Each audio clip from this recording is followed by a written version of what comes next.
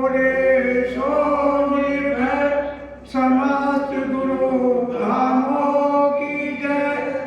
जो बोले सो निर्भय शांत समाज की जय। जो बोले सो निर्भय स्वामी सर्वदास जी महाराज की जय। जो बोले सो निर्भय स्वामी रामानंद जी महाराज की जय। जो बोले सो निर्भय स्वामी सर्वदास जी महाराज की जय।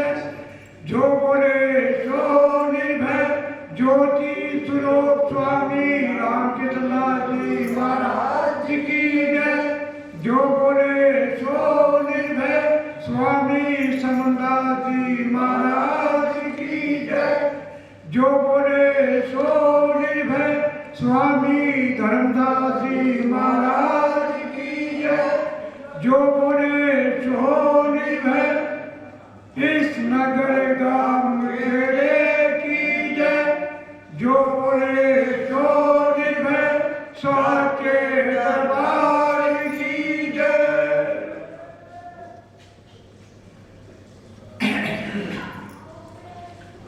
गुरु गुरु सब कहे गुरु मिले सहो। गुरु मिले राम कृष्ण दास कष्ट के सब मोर। हापुर नगरी सुबस बसो जा मेरे गुरु का धाम। आके कर 64 घड़ी रे गुरु चलो मैं जाऊं। गुरु की प्यारी साधंगत, आज इस मौके पर मुझे बोलने का मौका दिया गया।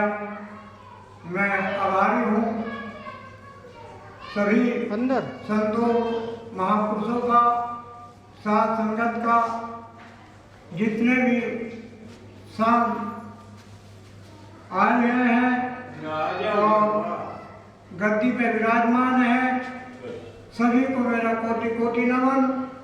सभी साथ संगत को मेरा कोटि कोटि नमन। गुरु की प्यार साथ संगत, हमारे सतगुरु संत शिरोमणि संत गुरुदास जी महाराज के नाम को आगे बढ़ाने में, आगे ले जाने में, सही रास्ता दिखाने में बहुत सारे संत हुए हैं जिनका नाम मैं सबका नहीं जानता, लेकिन इस वर्तमान युग में हमारे दो संत हुए डेरा बल्ला से महाराज सर्वदास जी,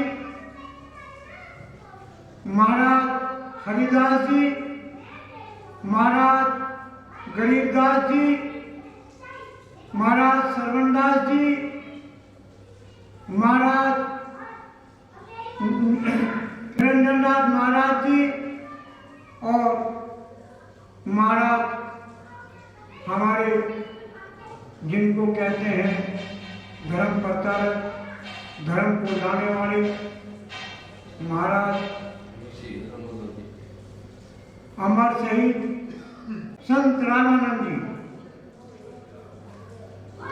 डेरा बल्ला के संतों ने जब ये पता चला कि हमारे कुल के कुल गुरु संत शिरोमणि रविदास जी हुए हैं, उन्होंने बहुत मेहनत की, भक्ति की और भक्ति करके महाराज रविदास जी की उन्होंने उस स्थान का पता लगाया जहाँ संत शिरोमणि संत रविदास जी महाराज वाराणसी में पैदा हुए थे।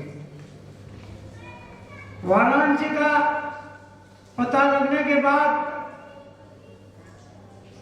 कुछ संत कहते हैं कि महाराज सर्वदास जी ने किसी को वहां भेजा और कुछ संत कहते हैं कि महाराज शरणदास जी खुद उस स्थान पर गए। संत श्रोमणी संत गुरदास जी महाराज जी ने उनको दर्शन देकर के कहा था कि मेरा जन्म स्थान गांव मांडू, जिसको कि आज सीर गोवर्धनपुर कहते हैं, वहाँ हुआ है। वहाँ आप जाओगे तो जो बंजारा रोड है, वहाँ पर उस बंजारा रोड के ऊपर आप देखोगे जाकर के एक इमली का छुट खड़ा हुआ है। यदि आप जाकर के उस इमली के छुट को पानी दोगे तो वो पौधा हरा हो जाएगा और तब मान लेना कि मेरा जन्म स्थान नहीं है। कहते हैं संत शरणदास जी महाराज खुद उस स्थान पर गए और उस स्थान पर उस बूटे में पानी दिया, और वो बूटे में पानी देने के बाद कुछ दिन बाद वो बूटा हरा हो गया। महाराज शरणदास जी ने अपना मन बनाया कि यहाँ गुरु घर बनना है। उन्होंने उसकी तैयारी करी, लेकिन उनके रहते हुए वो स्थान का कार्य पूरा नहीं हुआ। महाराज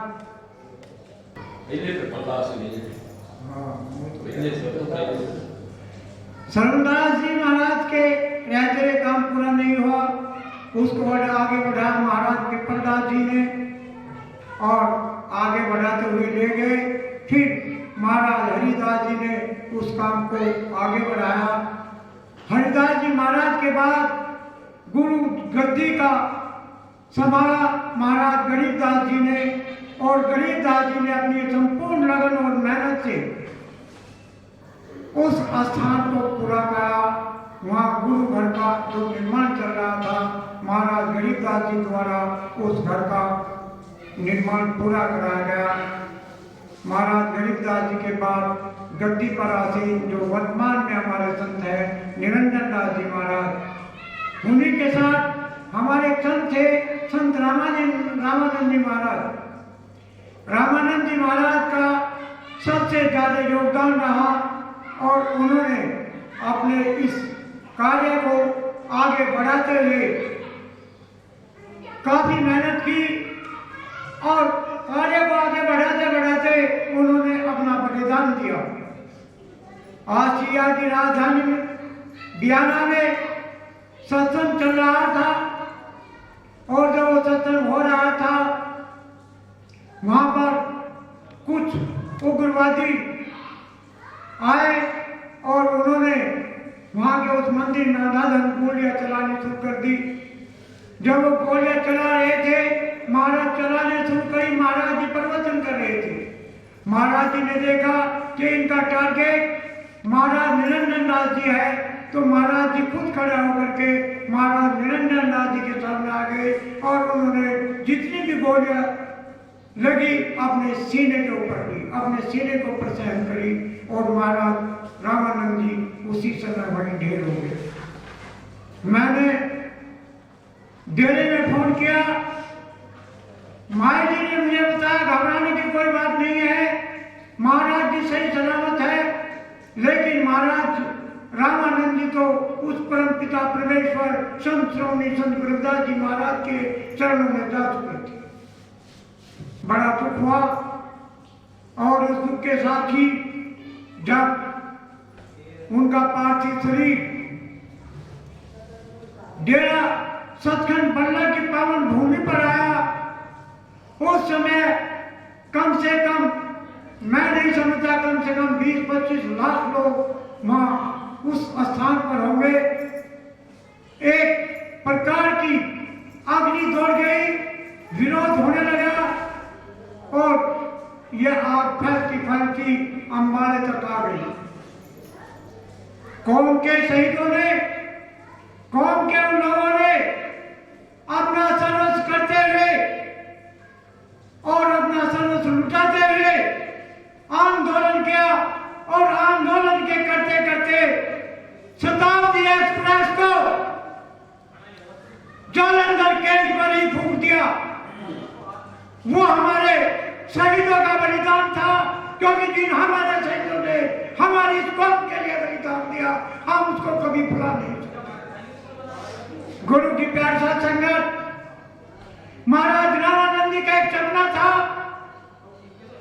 कि हम इस सनातन धर्म को छोड़ करके अपने धर्म में जाए, इस हिंदू धर्म को छोड़ करके अपने धर्म में जाए।